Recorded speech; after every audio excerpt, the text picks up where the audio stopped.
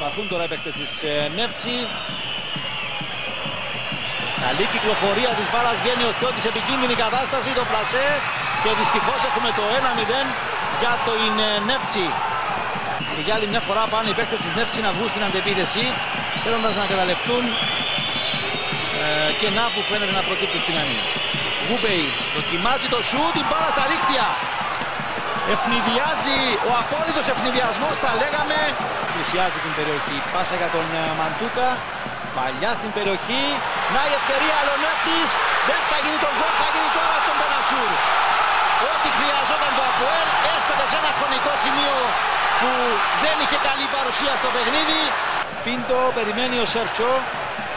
Νέο λάθος από τον Πίντο. Και για να δούμε τώρα πώς θα απομακρυνθεί ο κίνδυνος στην περιοχή Νεύτσι. Δύσκολα τα πράγματα, θα γίνει το 3-1 και πλέον το ΑΠΟΕΛ είναι πρώτου φάσματος πάρα πολύ κοντά με τον αποκλεισμό, δυνηρό αποκλεισμό. Άνοιξε απόψε τη